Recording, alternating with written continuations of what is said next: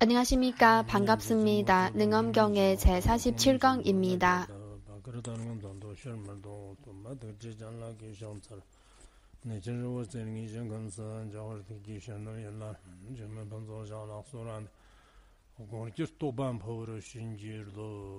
무상심심이며보 백천만급 단자우 악은 문견 득수지 원해열의 진실이 모든 중생을 제도하기 위해 무상소승한 보리심을 내시기 바랍니다. 오늘도 계속해서 능엄경을 배우겠습니다.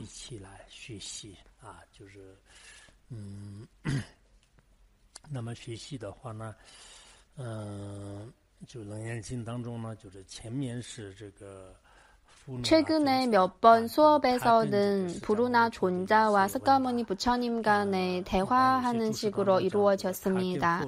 어떤 주석서에서는 부르나 존자가 부처님께 제기한 질문을 제4품에서 제기한 질문을 4가지로 귀납하였습니다. 우리가 지금 배우고 있는 내용은 주로 4가지 질문으로 볼 수 있습니다. 가장 중요한 질문은 모명은 어디에서 온 것인가? 부처님께서는 연야 달다라는 미친 사람의 비유를 통해서 허망한 마음의 근원은 무엇인지를 대답하였습니다.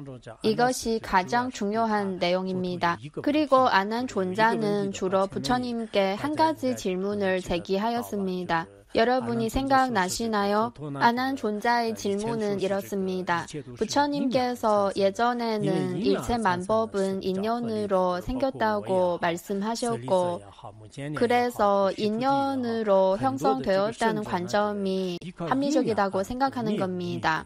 아난 존자이든 사리자이든 목걸련이든 소벌이든 모두 다 인연으로 깨달음을 얻은 것이고 무명을 없애고 지혜를 얻어 성자의 과위를 얻었습니다. 그러나 지금 부처님께서는 또 모두 다 인연도 아니고 자연도 아니다고 하시는데 이 관점은 좀 합리적이지 않다고 생각하는 겁니다. 그래서 질문을 제기하였습니다. 부처님께서는 연야 달다의 비유를 통해서 설명하셨고 이 연야 달다는 아주 특별하고 아주 중요한 인물이니까 잘 기억해 두시기 바랍니다. 이 비유를 통해서 인연이나 자연이라는 주장은 다 쓸모없는 논리라고 하였습니다. 경문의 첫 번째를 보겠습니다. 그러므로 나는 3가지 연이 끊어지기 때문에 곧 보리의 마음이다 라고 말한 것이다. 지금 부처님께서는 아난 존자에게 말씀하시는 겁니다. 앞에서 부처님께서는 연야 달다의 비유를 통해서 미친 증세는 모두 다 허망한 것이고 실제로 생긴 적도 없고 실제한 것이 아니다고 하였습니다. 여기서 3가지 연을 말하는데 넓은 의미로 보면 앞에서 배웠듯이 기세간과 유정 중생 그리고 업과 이 3가지 연으로 볼 수도 있고 그러나 여기에서는 찰생과 투도와 삿된 음행 이 3가지 연을 말하는 겁니다. 3가지 연이 끊어진다는 것은 이 3가지 연의 본질을 그 본성을 깨달으면 끊어진다는 겁니다. 이 3가지를 집착하지도 버리지도 않다는 이치를 통달하는 겁니다. 이 3가지 연이 끊어지면 진정한 보리의 마음이 자연히 나온다는 겁니다. 여기에서 말한 보리의 마음은 궁극적인 측면의 보리를 말하는 겁니다. 이 3가지 연이 끊어지면 보리의 마음은 자연히 나온다는 겁니다. 그러나 이 보리의 마음은 생함과 멸함이 있는 그런 보리의 마음은 아닙니다. 계속해서 보리의 마음은 인연으로 생긴 것도 아니고 자연이 생긴 것도 아니라는 이치를 설할 겁니다.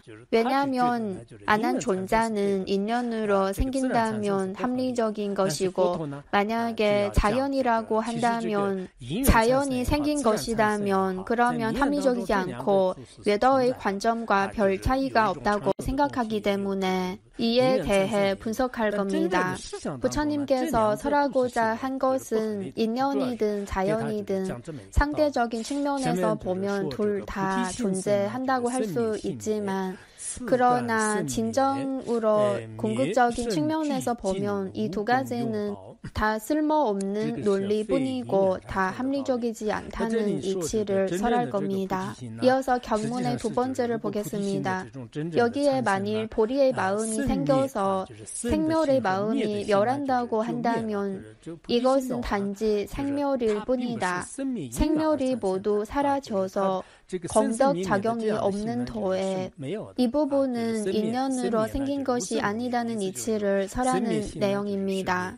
즉 보리의 마음이 생기면 생하고 멸하는 이 마음은 멸한다고 한다는 겁니다. 왜냐하면 보리의 마음은 인연으로 생기고 멸하는 생멸의 마음과 다릅니다. 인연으로 생긴 것이 아닙니다. 그래서 보리의 마음이 생기면 끊임없이 생하고 멸하는 생멸의 마음이 소멸된다는 겁니다. 그러나 여기에서 말하는 생함과 멸함도 실제한 것이 아니고 다만 생함과 멸함이 없는 것과 비교해서 생함과 멸함이 있다고 말하는 겁니다. 왜냐하면 진정한 보리의 마음에는 생함도 없고 멸함도 없습니다. 다만 이렇게 말하는 것뿐입니다. 그리고 생함과 멸함이 모두 사라지고 이런 공덕 작용이 없는 도, 즉 모든 생각과 사유 혹은 언어 문자에서 벗어난 도의 뜻입니다. 그래서 소위 말하는 능엄대정, 이 정자는 선정의 정자입니다. 능엄대정은 가장 궁극적인 경지이고 안한존자는 이런 경지는 인연으로 생겼다고 생각하는데 그러나 사실 이런 생함과 멸함은 다만 망상일 뿐이고 가짜일 뿐입니다. 이런 생함과 멸함은 실제로 있는 것이 아닙니다. 그래서 부처님께서는 안한존자가 생각하는 보리의 마음은 생멸에서 생겼다는 이 관점은 합리적이지 않다고 분석하셨습니다. 이어서 두 번째의 뒷부분을 보겠습니다. 이 부분은 보리의 마음이 자연이라고 생각하는 관점이 합리적이지 않다고 설하는 내용입니다. 만일 자연이 있다고 하면 이 경우에도 자연의 마음이 생겨서 생멸의 마음이 멸한다고 밝히는 것이니 이것 역시 생멸이니라. 만약에 외도들이 주장하는 자연이 있다면 이 경우에도 자연의 마음이 생겨서 생멸의 마음은 멸하게 된다는 겁니다. 그야말로 만약에 자연의 마음이 생긴다면, 즉 자연이 있다면 그러면은 이 생멸의 마음은 멸해야 합니다. 그러나 생함과 멸함이 있는 마음은 자연의 마음이 아니고 생멸의 마음입니다. 그래서 이 경우에도 자연의 마음이 생겨서 생멸의 마음이 멸한다고 밝히는 격이니까 여기에서 소위 말하는 자연도 결국은 생멸의 마음이 되고 생함과 멸함이 없는 자연이라는 것이 아닙니다. 그래서 생멸의 마음이 멸하고 나서 나온 자연의 마음도 공덕 작용이 없는 도가 아니고 궁극적인 도가 아닙니다. 그래서 보리의 마음이 자연이라는 관점도 합리적이지 않다는 겁니다. 왜 합리적이지 않을까요? 이어서 세 번째를 보겠습니다. 세 번째도 자연에 대해 분석하는 내용입니다. 생멸이 없는 것을 자연이라고 할지라도, 즉 우리가 말하는 자연은 생함과 멸함이 없는 것을 자연이라고 하는 겁니다. 그리고 이 세상에서 온갖 모양을 화합한 것과 화합하지 않는 것, 이 두 가지로 나눕니다. 이어서 세 번째 뒷부분을 보겠습니다. 마치 세상에서 온갖 모양을 뒤섞어 일체를 만들어서 화합 성질이라고 이름하거나 화합하지 않는 것을 본연의 성질이라고 칭하는 것과 같으리라. 세상 사람들도 두 가지 혹은 더 많은 모양을 뒤섞어서 형성된 것을 화합 성질이라고 하고 이런 것은 본연의 성질이 아닙니다. 예를 들어 차와 우유를 같이 섞으면 밀크티가 되고 그리고 이 밀크티에다가 또 티베트 버터를 섞으면 또 티베트 지역에서 먹는 밀크티가 됩니다. 이런 것을 다 화합 성질이라고 합니다. 이렇게 몇 가지 물질을 섞어서 만든 것을 화합한 것이라고 사람들은 다 이렇게 볼 겁니다. 화합한 것은 자연이 아닙니다. 그리고 화합하지 않는 것을 본연의 성질이라고 하는 겁니다. 예를 들어 사람들이 지금 말하는 천연 수정 혹은 천연 보석 이렇게 천연이라고 하지만 그래도 순수한 물질은 아닙니다. 그 안에 여러 가지 물질이 섞여 있습니다. 어쨌든 세속 사람들이 천연이라고 하는 것은 사람이 만든 것이 아니고 화합하지 않는 것 그리고 자연이 형성된 것을 본연의 성질이라고 칭하는 겁니다. 우리의 마음도 마찬가지로 본연의 성질이라고 볼 수 있습니다. 계속 이렇게 말하기도 합니다. 우리의 본래의 마음의 본성을 세속의 언어 문자로 표현할 때는 여러 가지 방식으로 표현할 수 있고 표현할 때는 자연의 연자가 많이 들어가는 단어로 표현합니다. 이런 본연의 성질이라는 뜻이 들어가 있지만 그러나 마음의 본성은 다른 것과 서로 다른 특별한 성질이 있습니다.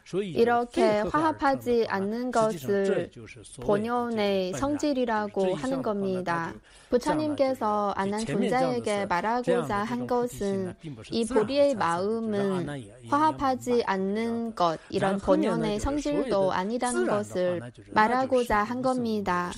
그리고 세속 사람들은 화합한 것과 화합하지 않는 것, 온갖 모양을 이 두 가지로 보는데 그러나 진정으로 쓸모없는 논리를 떠난 법은 이 두 가지를 다 떠났습니다. 화합한 것과 화합하지 않는 것, 이 두 가지를 다 떠난 것을 비로소 쓸모없는 논리를 떠난 법이라고 하는 겁니다. 그래서 아난존자가 주장하는 자연이라는 것, 혹은 자연의 성질, 이것도 쓸모없는 논리이고 그리고 인연법도 쓸모없는 논리입니다. 어쨌든 어느 한쪽으로 치우치는 관점 혹은 고정된 실체가 있다고 주장하는 관점은 모두 다 쓸모없는 논리에 불과합니다. 이렇게 보면 만약에 중관 근본 해론 혹은 중관 장엄 논석 이런 논전을 배운 적이 있다면 능엄경을 이해하는 데 큰 도움이 될 겁니다. 중관학의 논전을 배울 때는 여러 가지 추리하는 내용을 배울 수 있고 그리고 일체 만법은 고정된 실체가 없다는 관점을 배울 겁니다. 미팜 렘보체께서도 중관 장엄론 서계에서 반복적으로 강조한 내용이 바로 일체 만법은 고정된 실체가 없다는 관점을 반복적으로 강조하였습니다. 제가 몇 년도에 중관 장엄론을 강의했습니까? 2005년도인가요? 그러면은 벌써 거의 20년이 지났네요. 시간이 참 빠릅니다. 인생은 참 짧습니다. 계속해서 쓸모없는 논리를 떠난 법이 무엇인지를 설하는 내용입니다.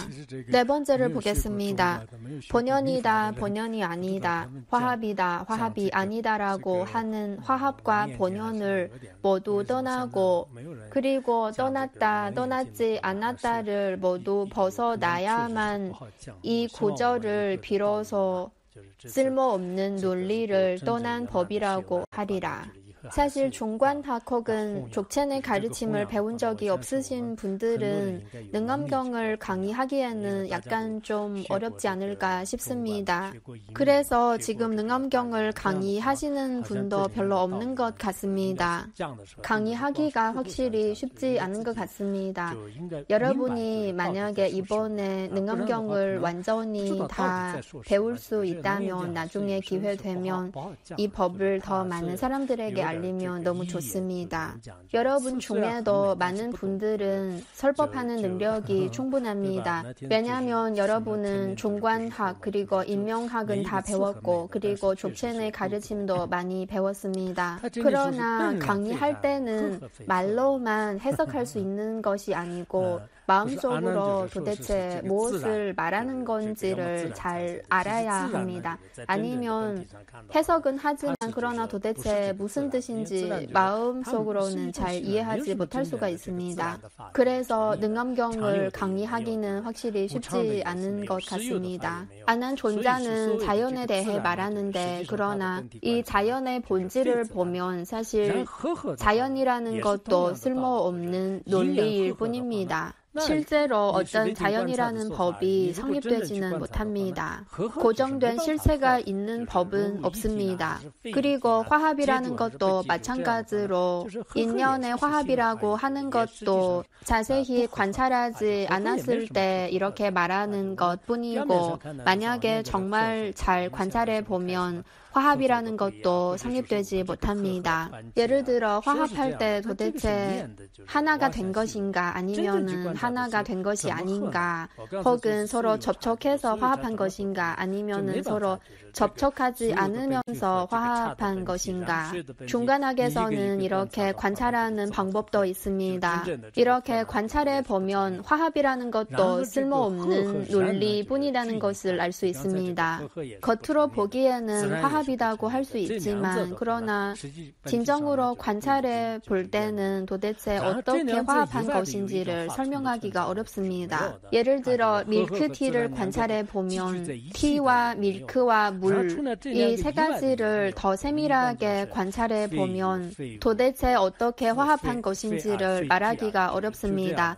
그래서 이 화합이라는 것도 사실 성립되지 못합니다. 그래서 자연과 화합 이 두 가지는 다 성립되지 못하고 그러면 이 두 가지를 떠나서 다른 것이 존재할 수 있을까요? 없습니다. 그리고 본연과 화합 이 두 가지의 화합은 있을까요? 이것도 없습니다.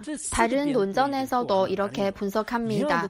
있는 것도 아니고 없는 것도 아니고 있는 것과 없는 것 이 두 가지의 화합도 아니고 있는 것과 없는 것을 떠난 것도 아니다.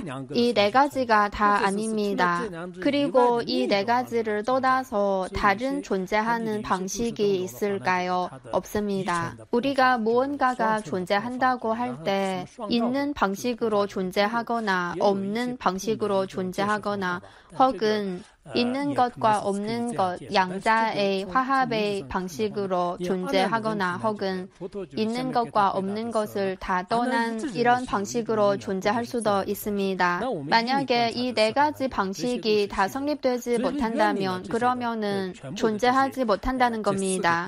아난존자가 제기한 질문 중에는 자연과 인연에 대해 질문을 제기하였는데 자연과 인연도 둘 다 존재하거나 혹은 하나만 존재하거나 혹은 두 가지가 다 아닌 방식으로 존재하거나 혹은 이 두 가지를 떠나서 다른 방식으로 존재하는 식으로 이 네 가지 방식으로 존재할 수 있습니다. 왜냐하면 아난존자는 계속 인연이라는 것 혹은 자연이라는 것이 존재한다고 생각하는데 그러나 부처님께서는 이렇게 분석하면서 이 인연이라는 것 혹은 자연이라는 것이 다 쓸모없는 논리라는 이치를 설하였습니다. 이렇게 인연 혹은 화합을 분석할 때도 네 가지 측면에서 분석하였고 그리고 자연을 분석할 때도 자연 혹은 본연을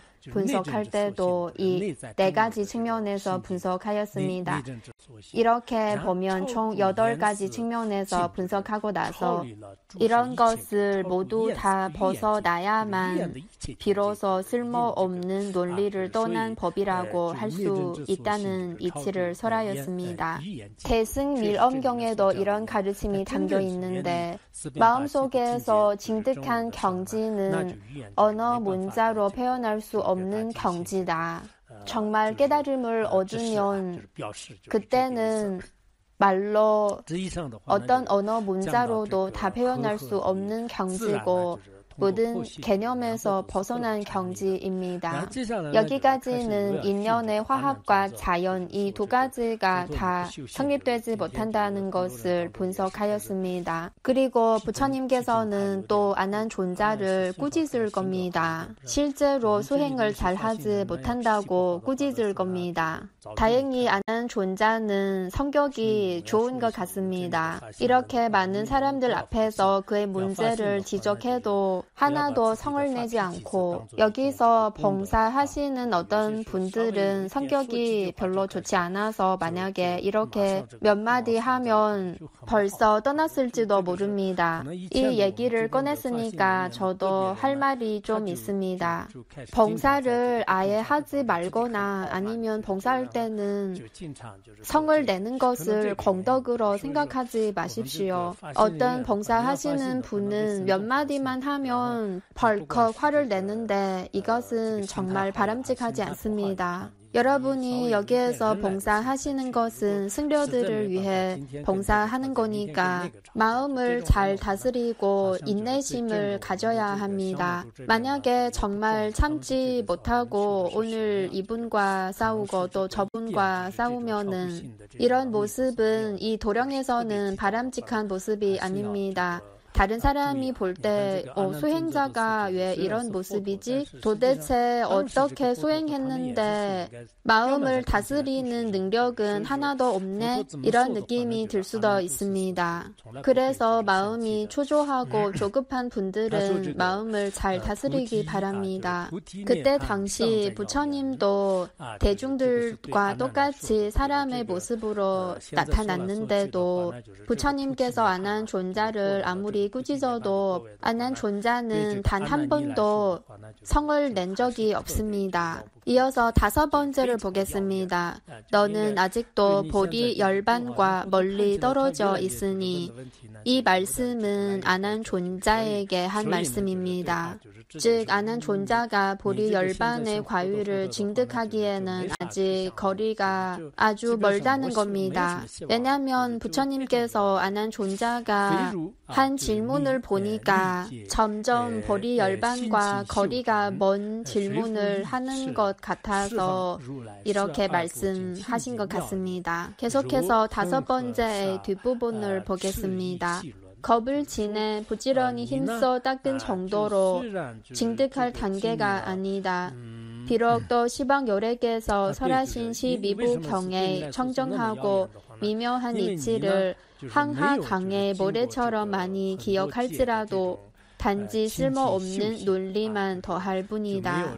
왜 보리 열반과 멀리 떨어져 있냐면 겁을 지내 부지런히 힘써 실제로 수행하지 않았기 때문에 멀리 떨어져 있는 겁니다.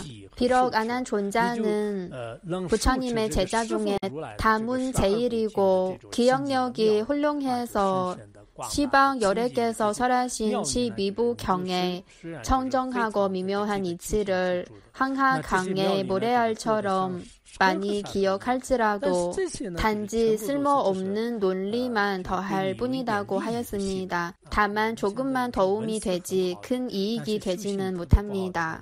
여러분 중에도 어떤 분들은 불법을 듣고 배우는 것은 열심히 하고 잘 하고 있지만 그러나 실제로 수행하는 면에서 보면은 그렇게 잘 하는 편이 아닙니다. 안한존자도 생생세세에 이론을 잘 배우는 편이고 안한존자는 다문제일이고 박학다식하지만 그러나 실제로 수행하는 면에서는 잘하는 편이 아닙니다. 어떤 사람은 말로 누구라도 무엇을 설명하거나 강의를 하라고 하면은 참 잘합니다.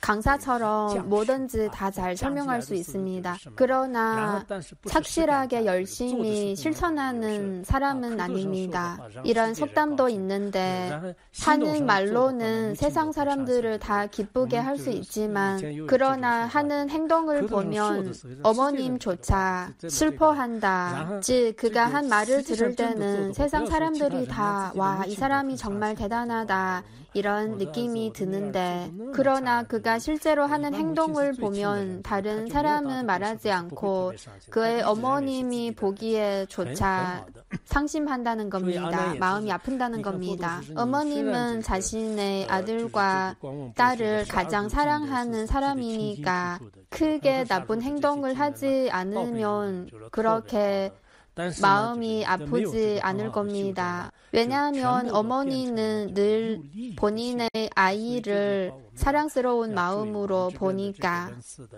부처님께서는 아난존자는 비록 시방 열애께서 설하신 12부 경의 청정하고 미묘한 이치를 황하강의 모래처럼 많이 기억할지라도 그러나 실제로 수행하여 깨닫지는 못했기 때문에 단지 쓸모없는 논리만 더할 뿐이라고 하였습니다. 여러분은 아난존자와 비교했을 때 출가도 늦게 했고 그리고 셋속의 오랜 습성도 강렬하고 지금까지 불법을 듣고 사유하고 배우는 데는 몇 년의 시간만 들였고 박학다식이라고 할 수도 없고 그래서 여러분이 오만할 필요가 없습니다.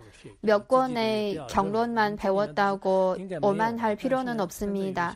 왜냐하면 티베트어의 대장경을 봐도 108함의 경전이 있는데 우리가 이미 배운 경전은 8함도 배우지 못했습니다. 여전히 100함 넘은 경론이 거기에 그대로 있습니다. 그래서 정말 부처님의 지혜를 생각해 보면 정말 불가사의한 지혜입니다.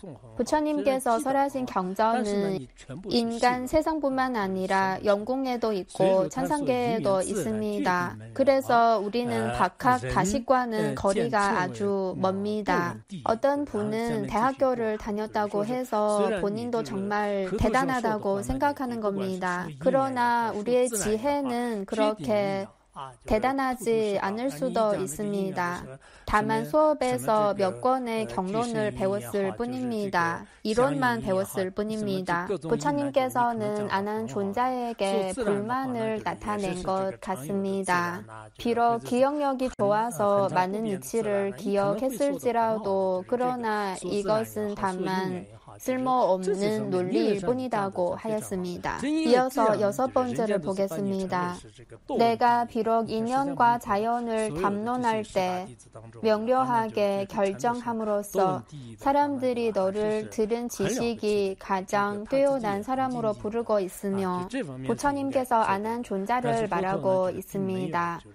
너는 말로는 잘하지만 인연이든 자연이든 말로 할 때는 다 명료하게 잘 말할 수 있지만 예를 들어 인연을 말할 때는 여러 가지 인연을 다 명료하게 설명할 수 있고 그리고 자연에 대해 말할 때도 아주 잘 설명할 수 있다는 겁니다. 자연이든 인연이든 담론할 때는 누구보다도 더 잘 말할 수 있다는 겁니다. 그래서 사람들은 아난존자를 다문제일이라고 부릅니다. 석가모니 부처님의 그렇게 많은 제자 중에 10대 제자 중에 다문제일이라고 부를 수 있다는 것은 이것도 참 대단한 일입니다. 그래도 부처님께서는 이것을 칭찬하지 않고 대중들 가운데서 이렇게 아난존자를 꾸짖었습니다. 이어서 6번째의 뒷부분을 보겠습니다. 이렇게 겁을 쌓아 듣는 지식을 많이 닦아 익히고도 마딘가의 난을 면할 능력이 없었다. 이렇게 겁을 쌓아 듣는 지식을 많이 닦아 익혔다는 겁니다. 끊임없이 닦고 익혔다는 겁니다.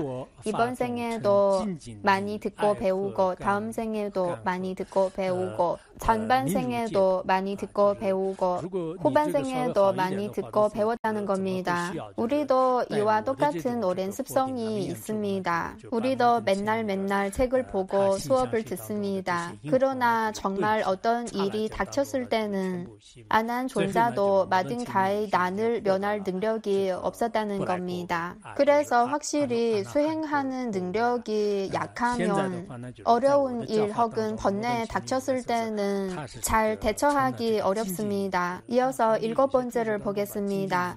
너는 어째서 나의 불정 신주를 기다려 마든가의 불꽃 같은 음욕을 단번에 끄고 아나함과를 성취하여 나의 법 가운데 정진의 숲을 이루고 애역의 강물을 말려서 너를 해탈케 한 것이냐. 부처님께서는 안한 존자에게 만약에 수행을 잘했다면 어째서 나의 불정 신주를 기다리겠느냐. 부처님께서는 마든가의 불꽃 같은 음욕을 단번에 끄고 마든가녀는 결국 아나함과를 성취하였습니다. 그리고 마든가녀는 부처님의 법 가운데 정진의 숲을 이뤘다고 합니다. 한문을 보시면 정진림이 있는데 어떤 조석서에서는 산림을 그리고 많은 스님들이 거기에서 좌선하는 모습을 그리고 그 가운데 마든가녀가 수행에 정진하는 모습이 있다고 합니다. 티베트어의 경전은 이 숲의 뜻은 들어있지 않고 다만 수행에 정진했다는 뜻으로 번역했습니다. 마든가녀는 처음에는 애역이 아주 강했는데 그러나 수행에 정진했기 때문에 애역의 강물을 다 말렸습니다. 능엄경의 앞부분에서도 볼 수 있고 그리고 제가 티베트어로 번역한 마든가녀경에도 이와 관련된 내용이 있습니다. 마든가녀는 그때 애역이 아주 강렬했고 깨어있든 잠을 자든 꿈속에서든 모두 다 안한만 생각했고 안한 외에는 다른 일은 전혀 관심이 없었습니다. 그때 이 애역이 정말 강렬했습니다. 이런 탐욕이 마음을 불태우고 있었습니다. 그러나 안한 존자의 박학다식으로는 별 도움이 되지 않았고 부처님의 능엄주를 통해서 이 문제를 해결했습니다. 능엄경 지장소에서는 능엄주는 모든 장애를 없애는 심주이다고 합니다. 여러분이 요즘에 심주를 염송하고 그리고 기도문도 염송하는 수행을 하고 있는데 많은 분이 감흥을 받았을 겁니다. 예전에는 해마다 다들 집중적으로 수행할 때는 저는 처리할 일이 많아서 좀 많은 시간을 내서 집중적으로 수행하는 기회가 별로 없었습니다. 여러분도 평상시에는 수업을 들어야 하고 봉사도 해야 하고 회의도 참석해야 하니까 그래서 이렇게 긴 시간 동안 집중적으로 수행하는 시간은 많은 편이 아닙니다. 이렇게 수행할 수 있는 시간이 있을 때는 집중적으로 보리심을 수행하면 너무 좋습니다. 이렇게 실제로 수행하는 것을 중요시 해야 합니다. 아주 중요합니다. 그러나 또 수행에만 신경을 쓰고 이론을 배우는 것을 또 소홀히 해도 안 됩니다. 어느 한쪽에만 너무 치우치는 것은 바람직하지 않습니다. 일반적으로 보통 사람들이 다 따르는 법칙을 따라서 하는 것도 중요합니다. 저희 불학원에서 설법하시는 캠포님과 캠모님들도 마찬가지로 사실 개개인마다 수행 경지는 서로 차이가 있습니다. 어떤 분들은 수행을 잘하고 어떤 분들은 이론을 잘 배웠고 어떤 분들은 둘 다 잘합니다. 이런 속담도 있는데 본인이 무엇을 할 때 주변에 사람이 무엇을 하는지를 보는 것도 중요하다고 하는 속담도 있습니다. 어쨌든 실제로 수행을 하는 것이 정말 중요합니다. 부처님의 가피로 마든가녀도 아라한 과위를 얻었고 그래서 아난존자를 해탈게 한 것입니다. 아니면 맨날 아난존자만 쫓아다녔으니까. 아난존자는 원래 사람들이 우러러 보는 그런 분인데 그러나 지금 부처님께서는 대중들 가운데서 아난존자의 약점을 지적하였습니다. 아난존자를 좀 충격받게 하는 겁니다. 이런 새 속의 애욕을 너는 진정으로 끊을 수 있는가? 계속해서 8번째를 보겠습니다. 8번째도 비유를 통해서 수행의 중요성을 설하는 가르침입니다. 경문을 보겠습니다. 그러므로 아나나 내기 비록 겁을 지내며 열애에 묘하게 장엄한 비밀 법을 기억할지라도 하루 동안 무루업을 닦아서 세상의 미움과 사랑의 두 고통을 멀리 벗어남만 못하리라. 즉 아난존자가 비록 겁을 지내며 부처님의 심오하고 불가사의한 깊은 법을 수없이 많이 기억했지만 그러나 이것은 하루 동안 무루법을 수행하는 것, 진정으로 공성을 수행하는 것보다 못한다는 겁니다. 우리도 마찬가지로 수업 전 혹은 수업 후에 몇 분만 좌선을 하면서 실제로 우리가 배운 내용을 수행하는 것이 아주 중요합니다.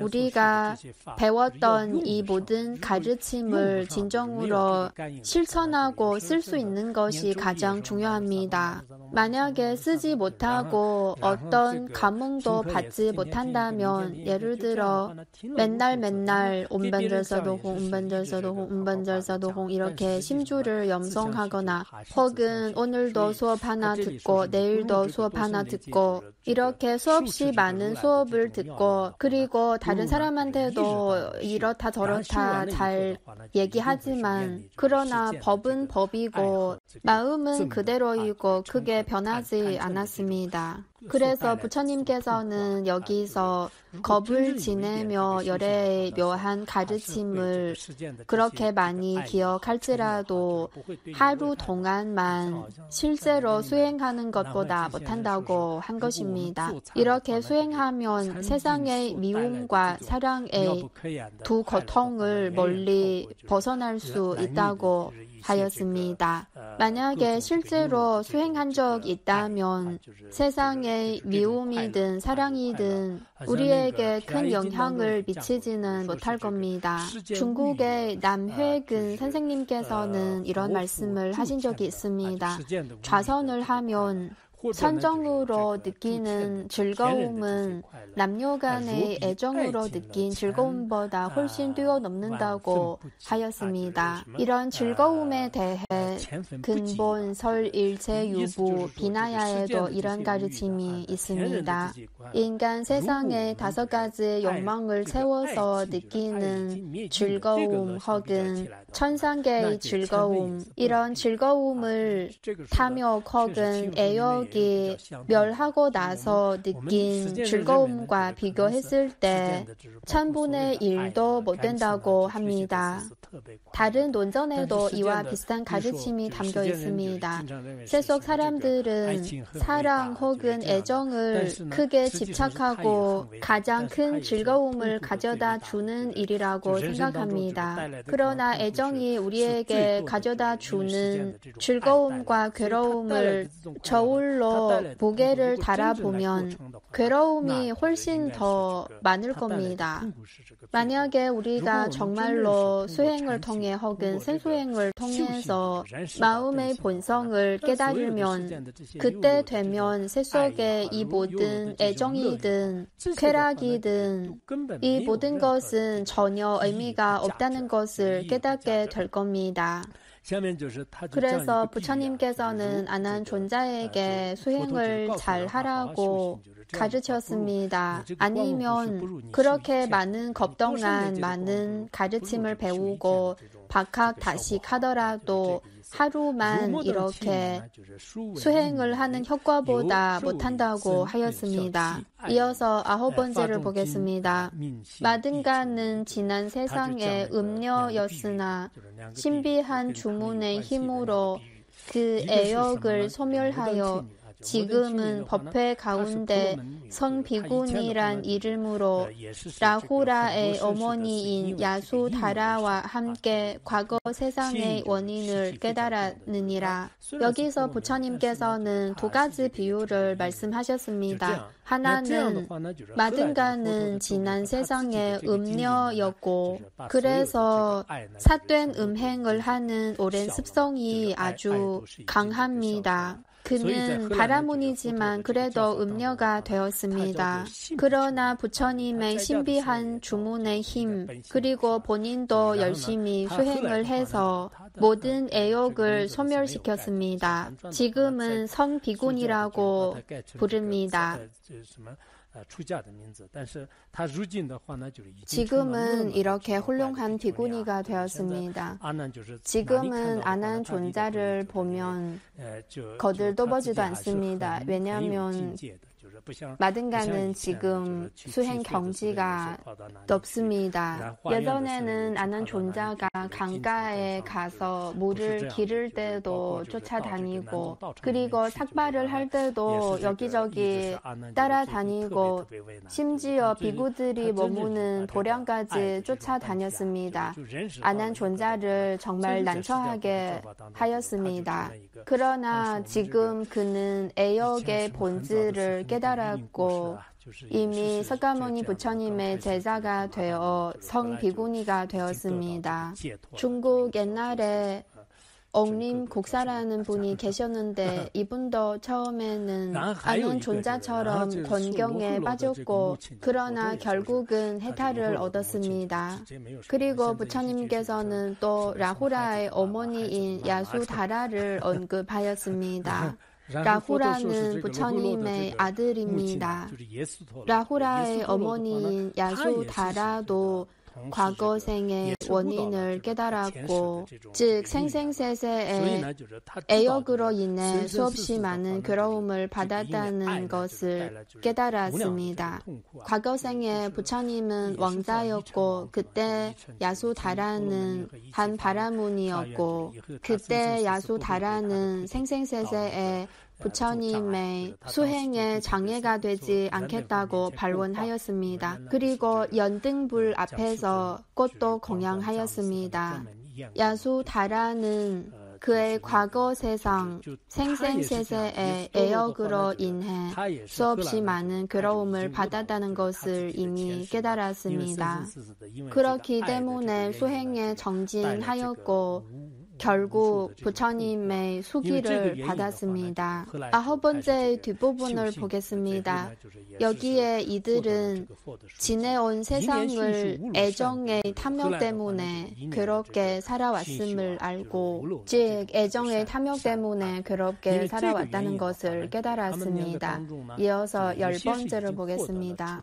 일념으로 번뇌 없는 선행을 닦았기 때문에 얽힘에서 벗어나기도 하고 수기를 받기도 했는데 즉 일념으로 번뇌 없는 선행을 닦은 원인으로 마든 가녀는 이미 얽힘에서 벗어난 경지를 얻었고 즉 불례과를 얻었습니다. 그리고 수기를 받았다고 하는데 화엄경에서는 마든 가녀도 부처님 앞에서 나중에 성불할 거라는 수기를 받았습니다.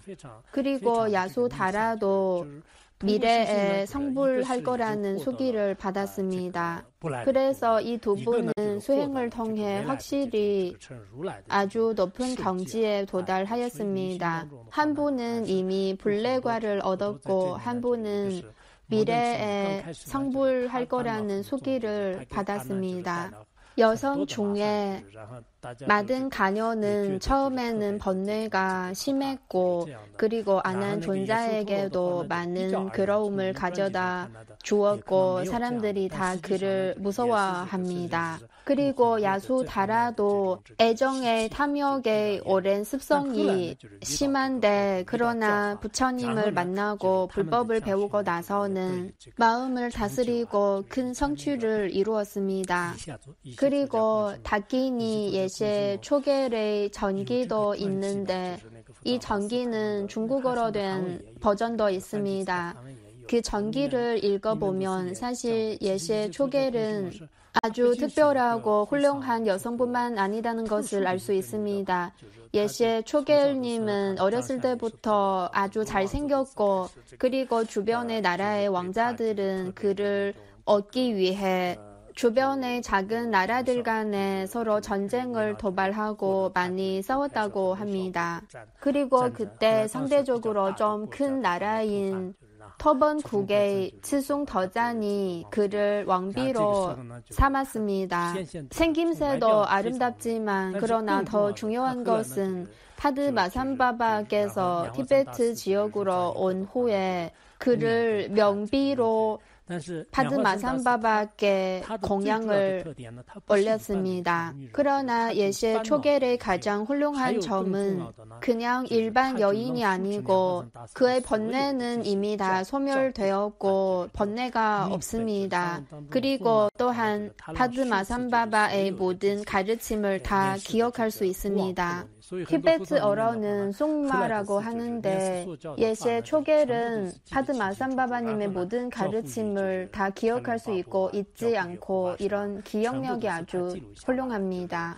파드마산바바님의 모든 가르침을 다 뚜렷하고 확실하게 기억하고 복장, 테르마로 만들고 그리고 천룡 팔부에게 맡기고 허법신께도 맡겼습니다.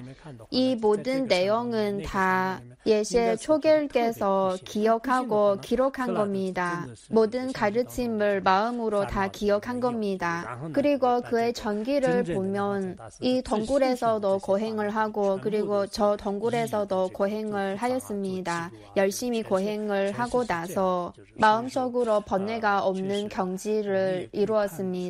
그리고 파드마산바바님의 심오한 가르침을 일일이 다 기억하고 기록해서 복장으로 만들었습니다. 그리고 여러분이 다키니 윌사의 전기도 읽었죠.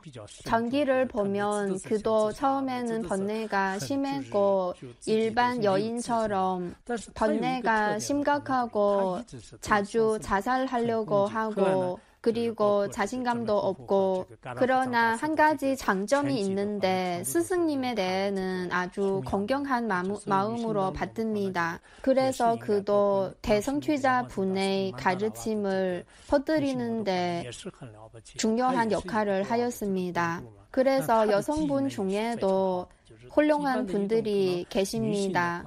파드마산바바님의 다른 다키니 만다라와도 아주 훌륭한 분입니다. 이분도 한 나라의 공주였고 그의 기억력도 아주 대단합니다. 그래서 여성을 보면 어떤 분들은 번뇌가 심하고 불법을 세상에 널리 퍼뜨리는데 장애를 만드는 것 외에는 별 도움이 되지 못하지만 그러나 어떤 분들은 지혜가 아주 세밀하고 훌륭하고 보통 사람들과 같은 질투하는 마음도 없습니다. 다키니 예시의 초겔의 전기는 해외에서도 아주 중요시합니다. 예전에 제가 하버드 대학에 갔을 때 그때는 한 선생님이 바로 예시의 초겔의 전기를 강의하고 있었습니다. 그때는 바로 예시의 초겔께서 성폭행을 당하는 내용을 배우고 있었습니다. 그러나 예시의 초겔은 성폭행을 한 사람을 모두 다 제도하였습니다. 그러나 그 강의에서는 제도했다는 내용까지는 배우지 못했고 성폭행과 관련된 내용을 토론을 했습니다. 어떤 분은 친구가 네팔에서 성폭행을 당했다고 하고 그리고 어떤 분은 미국의 시애틀에서 어떤 일을 당했다고 하였습니다. 이렇게 보면 보통 사람들이 만약에 성폭행을 당했다면 당연히 상대방을 원망하고 상대방에게 자비로운 마음을 품을 수가 없을 겁니다. 심지어 그를 제도하겠다는 마음도 내지 못할 겁니다.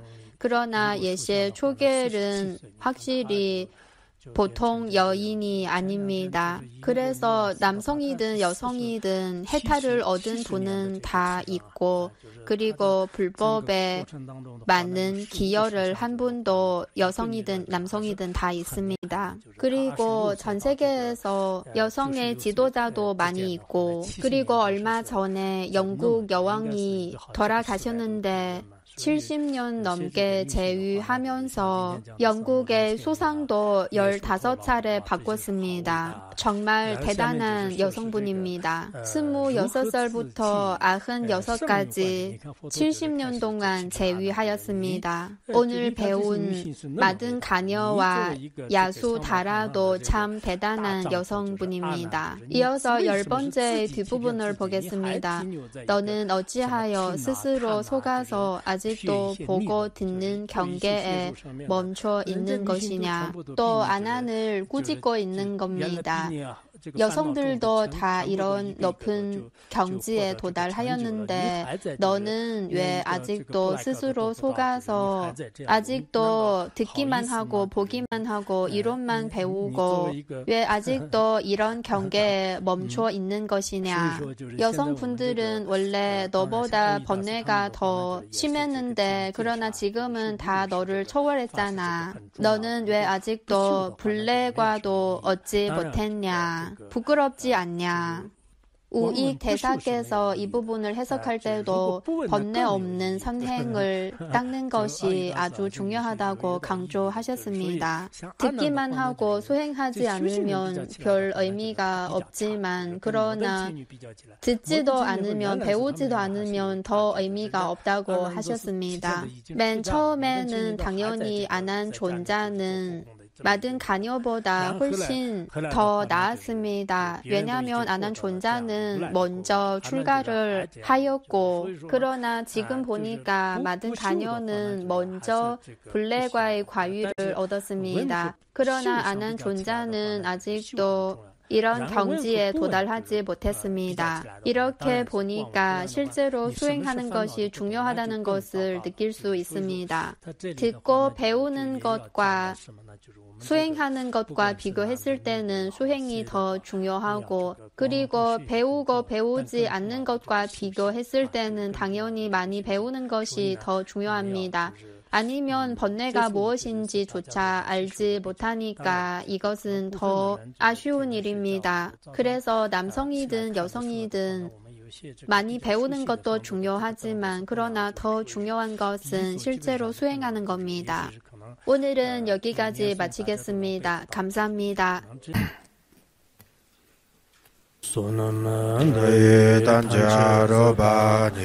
너는 예쁘잖아 바시자 제가 나지와 로저바예 저배 저는 좋아 좋아